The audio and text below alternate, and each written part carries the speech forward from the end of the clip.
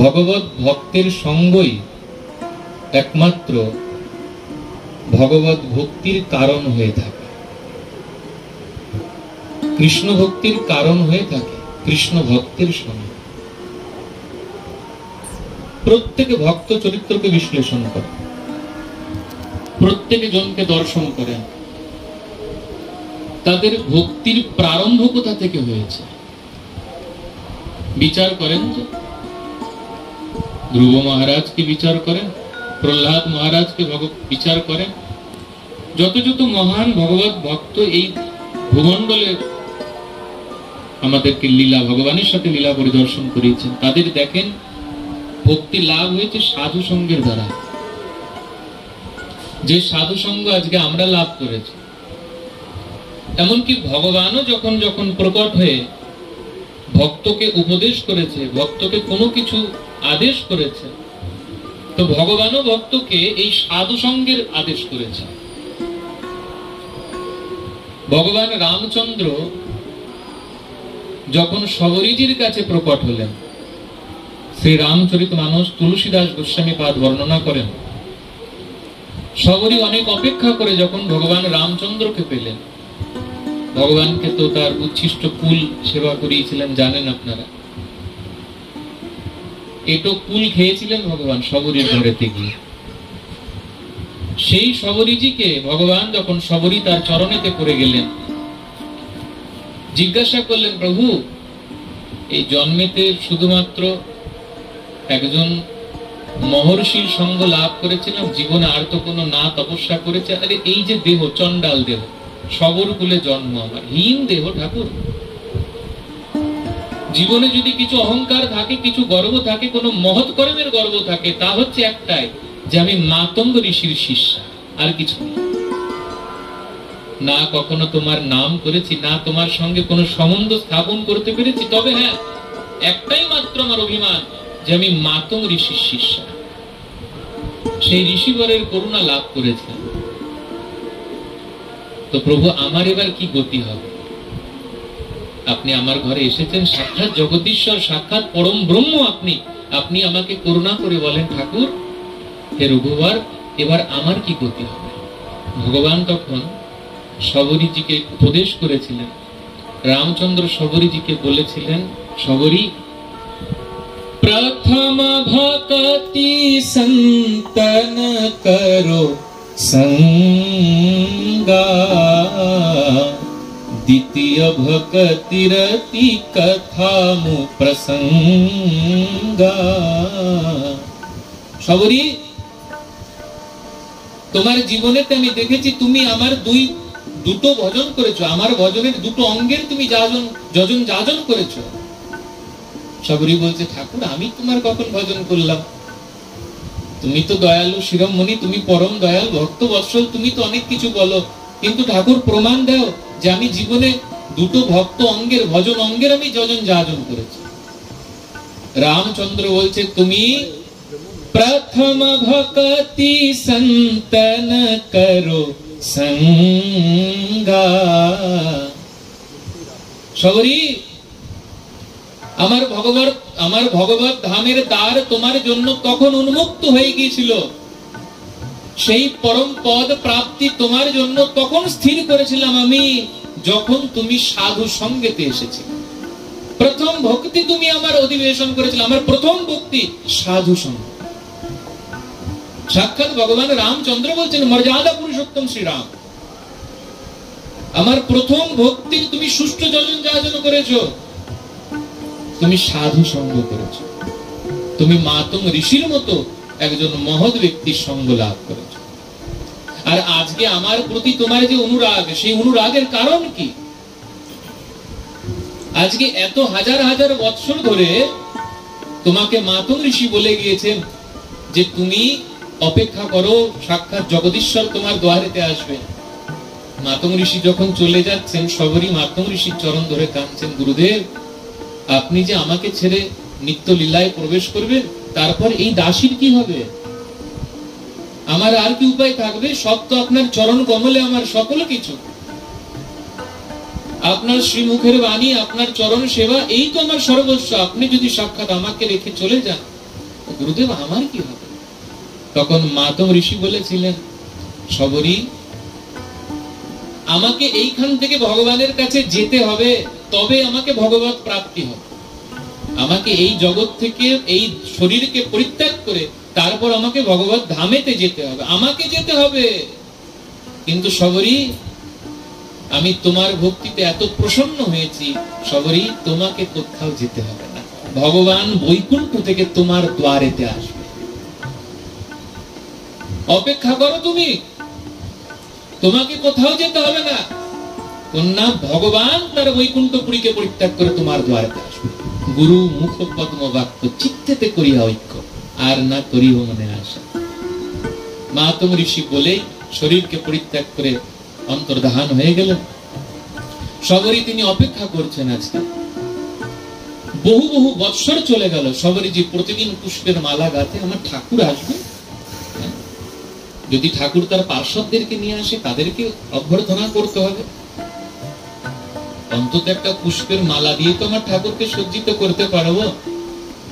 জঙ্গল থেকে ফল নিয়ে আসে, অন্তত একটা ফল তো আমার ঠাকুরকে খা। ঠাকুর তো বলেই দিয়েছেন, পত্রং পুষ্পং ফলং তৈয়ং ইয়মে ভক্ত প্রয়চ্ছতি তদহং ভক্তির উপরিতম স্বামী প্রয়তা। আমার ঠাকুর তো কিছুই চায় না। গীতাতে বললেন শুধু পত্র পুষ্প ফল জলেই তিনি প্রসন্ন হন, কোন রাজভোগ কোনদিন ভক্তের কাছে কামনা করে না। আরে আমার ঠাকুর তো এমন দয়ালু, তিনি সুদামার ওই তন্ডুলেতে প্রসন্ন হয়ে যায়। আমার ঠাকুর তো এত দয়ালু যে কর্মাবায়ের ওই দাঁত মাজনের যে দণ্ড, তার দ্বারা তৈরি খিচুড়িতে তিনি প্রসন্ন হয়ে যায়। আরে আমার ঠাকুর তো এত দয়ালু, তিনি ওই বিদুরানীর ঘরেতে গিয়ে কলার খোসাতে প্রসন্ন হয়ে যায়। তো ঠাকুরকে কিছু তো সেবা দিতে হবে। সুন্দর সুন্দর ফলের আয়োজন করে, ঝুড়ি ভর্তি করে ফল রাখে, পুষ্প দ্বারা সেই পথকে সুসজ্জিত করে, প্রতিদিন অপেক্ষা করে থাকে। যখন থেকে সূর্য উদিত হয় ওই পথের দিকে চেয়ে থাকে, আমার রাম কখন আসবে, আমার রাম কখন আসবে। আজ আসে না, কাল আসে না, পরশু আসে না, কিন্তু গুরুদেবের শ্রীমুখের বাক্যের প্রতি তার গভীর নিষ্ঠা, বিশ্বাস যে আমার ভগবান, গুরুদেব বলেছেন মানে আমার ভগবান আসবেন। গুরুদেব বলেছেন মানে ভগবান তিনি বাধ্য, কারণ ভগবান ভক্তের প্রতিজ্ঞাকে রক্ষা করেন।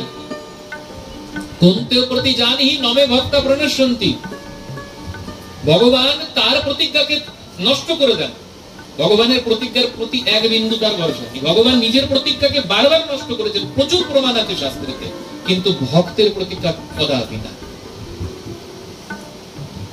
বিচার করেন মহাভারত, কুরুক্ষেত্রের যুদ্ধতে প্রতিজ্ঞা করলেন অস্ত্র ধারণ করবেন না। ভীষ্মদেবের কানে যখন সেই সংবাদ গেল, ভীষ্মদেব প্রতিজ্ঞা করলেন যে আমার কানাই যদি অস্ত্র ধারণ না করার প্রতিজ্ঞা করে, আমি তার ভক্ত হয়ে, আমি তার দাস হয়ে প্রতিজ্ঞা করি, এই দাস তার হস্তে অস্ত্র তুলিয়ে ছাড়বে। একদিকে সাক্ষাৎ ভগবান প্রতিজ্ঞা করলেন আমি অস্ত্র ধারণ করব না, একদিকে ভগবানের ভক্ত প্রতিজ্ঞা করল আমি তাকে অস্ত্র ধারণ করিয়ে ছাড়বো, যেন তেন প্রকারে অস্ত্র ধারণ তাকে করতেই হবে আমার জন্য। তারপরে যা হলো আপনারা সকলকে জানেন। प्रबल प्रेम के पाले पर कर प्रभु के नियम बदलते देखा, अपने मान टले टल जावे भक्त का मान न टलते देखा। যখন কখনো ভগবানের সঙ্গে ভক্তের প্রবল সম্পর্ক হয়ে যায়, গভীর সম্পর্ক, দাস্য সখ্য বাৎসল্য মধুর এই রতির মধ্যে যখন ভক্তের সঙ্গে সম্পর্ক হয়ে যায়, ভক্তগণ ভগবান সেই সম্পর্কের প্রতি দৃষ্টি দিয়ে নিজের প্রতিজ্ঞাকে ধূলিসাৎ করে দেয়, কিন্তু ভক্তের প্রতিজ্ঞাকে কদাপি তিনি নষ্ট করেন না। ভক্তের কাছে ভগবান এমন ভাবে প্রকাশিত থাকে। অদ্বৈত আচার্য শান্তিপুরের ভূমিতে বসে প্রতিজ্ঞা করেছিলেন, হে শ্রীবাস, হে গঙ্গাদাস, হে মুরারি, আমি গোবিন্দকে বৈকুণ্ঠ থেকে নিয়ে আসবো, তবে আমার নাম অদ্বৈত। আমি এমন বিস্তর আরাধনা করব, আমি এমন ক্রন্দন করব, এমন উপবাস করব, সাক্ষাৎ গোবিন্দ তার গোলক ধামকে পরিত্যাগ করে আমার এই নবদ্বীপ ধামেতে প্রকট হবে। অদ্বৈত আচার্যের প্রতিজ্ঞা ভগবান পূরণ করেননি। প্রহ্লাদ মহারাজের কাছে জিজ্ঞাসা করলেন হিরণ্যকশিপু, আরে প্রহ্লাদ, তুই কার বলেতে বলীয়মান হচ্ছিস? প্রহ্লাদ বললেন, পিতা আপনি যার বলেতে বলীয়মান আমিও তার বলেতে বলীয়মান। প্রেম সে বলো না, রাধে রাধে। সবাই বলো, দুই বলতে হবে। হিরণ্যকশিপুর জিজ্ঞাসা করলো, পুত্র যদি তুই বলিস তোকে বিষ্ণু রক্ষা করছে, কই আমি তো তাকে দেখতে পাচ্ছি না, কোথায় সে? পুত্র বললেন, ইতো নৃসিংহ পরতো নৃসিংহ যত যত ইয়ামি তত নৃসিংহ। এখানে ওখানে সর্বত্র অত্র তত্র সর্বত্র অন্যত্র, যেখানে আপনার দৃষ্টি যাবে, যেখানে আপনার মন যাবে, সেখানেই তিনি বিরাজিত। যদি সর্বত্র ভগবান তাকে স্তম্ভের দৃশ্যতে, এই স্তম্ভের মধ্যে কি তোর বিষ্ণু আছে? ভক্তগণ, আদেও সেই স্তম্ভেতে ভগবান ছিলেন না, সেই স্তম্ভেতে আদেও ভগবান ছিলেন না। কিন্তু প্রহ্লাদ মহারাজ বলে দিলেন, হ্যাঁ পিতা, যদি সর্বত্র আমার গোবিন্দ থেকে থাকে, স্তম্ভেতে আমার গোবিন্দ আছে। হিরণ্যকশিপুর যখন প্রহার করলেন, সেখান থেকে ভক্তবৎসল নৃসিংহদেব প্রকট। ভগবান সর্বদা ভক্তের প্রতিজ্ঞাকে রক্ষা করেন। তাই মাতঙ্গ ঋষির সেই শিষ্যা, তিনি ওই লীলার উপর অপেক্ষা করে আছে। আমার গুরুদেব বলেছেন মানে এই আমার সাধ্যবস্তু লাভ হবে, গুরুদেবের কথাকে আমার গোবিন্দ পূর্ণ করবেনই করবেন। সত্য তাই হলো। ভগবান আসলেন, ভগবানকে সুন্দর করে সেই বাসি পুষ্পের মালা দ্বারা সুসজ্জিত করালেন। কতদিন মালা গাঁথা যায়, কিন্তু অপেক্ষা করে আছেন। আর মালাও অদ্ভুত, ভগবানের মালা তো দেখেন, কোন মহাজনের কাছ থেকে আমি শুনেছিলাম, আপনার হৃদয়টা যখনই এই চিন্তা করলো যে এই বস্তুকে আমি আমার গোবিন্দকে নিবেদন করব, তখনই ভগবানের চরণে সেই বস্তুটা নিবেদন হয়ে গেল। তার প্রমাণ কি জানেন? তার প্রমাণ হচ্ছেন রামচন্দ্র কবিরাজ। রামচন্দ্র কবিরাজের ঘরের সকলে তারা শাক্ত ছিলেন, দুর্গা কালীর উপাসনা করতেন। এই রামচন্দ্র কবিরাজের ভাই ছিলেন গোবিন্দ কবিরাজ, যার কীর্তন আমরা করি, ভজ হুরে মন শ্রীনন্দ নন্দন অভয় চরণ রবিন্দ রে। তো রামচন্দ্র কবিরাজ বেশি গৃহেতে থাকতেন না, বিভিন্ন তীর্থেতে থাকতেন, কখনো কখনো আসতেন। রামচন্দ্র কবিরাজ একদিন কি এসেছেন তার গৃহতে, প্রাঙ্গণেতে দেখতেন সুন্দর সুন্দর পুষ্প প্রস্ফুটিত হয়ে রয়েছে। রামচন্দ্র কবিরাজের হৃদয়তে বাসনা হলো, আহা, এই পুষ্পটা আজকে এত সুন্দর, তার সৌভাগ্য, এত সুন্দর এই প্রাঙ্গণেতে প্রস্ফুটিত হয়েছে, এই পুষ্পটা যদি আমার গোবিন্দ চরণে নিবেদিত হতো তো কত আনন্দ হতো, আমার ভগবানের চরণটা আজকে কত সুন্দর সুসজ্জিত হতো। এই প্রকার ভাবনা নিয়েছে গোবিন্দ কবিরাজ। পরে সেই পুষ্পের দ্বারা মায়ের সেবা করেছেন, সেই পুষ্প মায়ের চরণে দিয়েছেন। রাত্রিবেলায় একদম খড়গ ধারিণী মা, ত্রিশূল ধারিণী মা, দশভুজা, তিনি এসে স্বপ্ন দিয়েছে, মূর্খ পাপী দুরাচারী, যেই পুষ্প আমার মস্তকে রাখা তোর কর্তব্য, সেই পুষ্প আমার চরণে রেখেছিস। গোবিন্দ কবিরাজ কিছুই বুঝতে পারছে।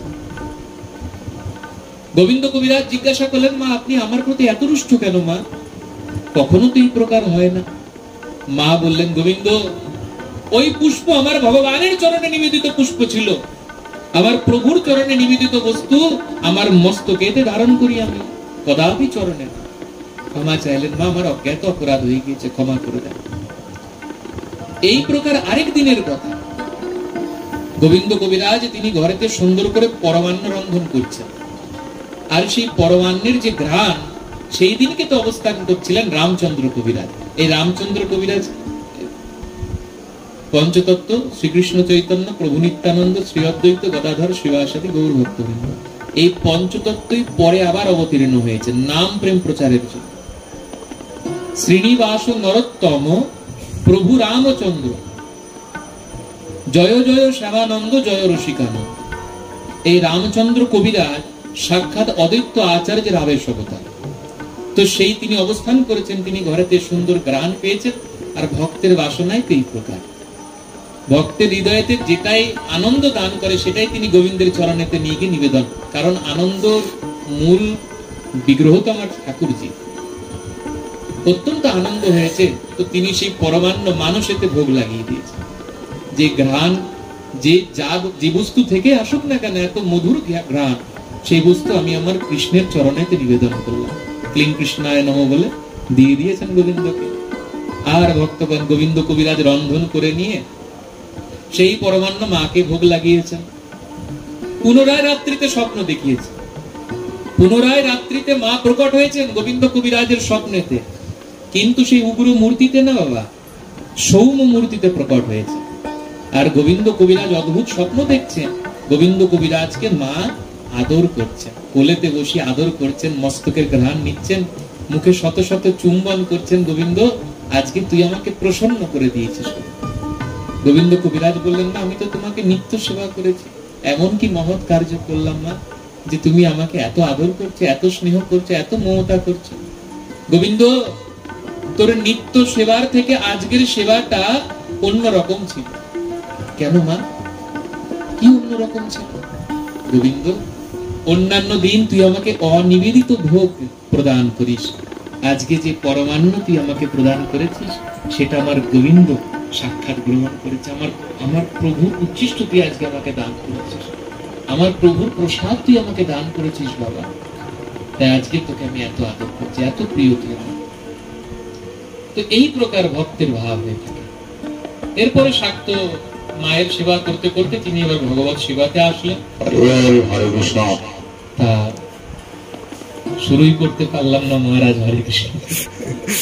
আসলে সময়ে সবাইকে যত দেওয়া হচ্ছে তাই সময়ের ধ্যান দেওয়া অবশ্যই উচিত। আজকে বিশেষ তিথি, একে তো কেশব ব্রত বৈশাখ মাস, দ্বিতীয় আজকে মহা দ্বাদশী তিথি, তৃতীয় এই প্রকার তীর্থীগণ এসেছে, এই স্থানকে তীর্থতে পরিণত করেছেন রাধা মাধবের বিগ্রহ, সাক্ষাৎ বৃন্দাবন, সাক্ষাৎ ব্রজ। অত্যন্ত আনন্দ হচ্ছে আপনাদের সম্মুখে কিছু বাণী পুষ্পাঞ্জলি আপনাদেরকে নিবেদন করলাম মহারাজের আদেশে। তো সকলের চরণে প্রণাম নিবেদন করে বাণীকে এখানে বিশ্রাম করলাম। বাঞ্ছা কল্পতরু বস্তু কৃপা সিন্ধু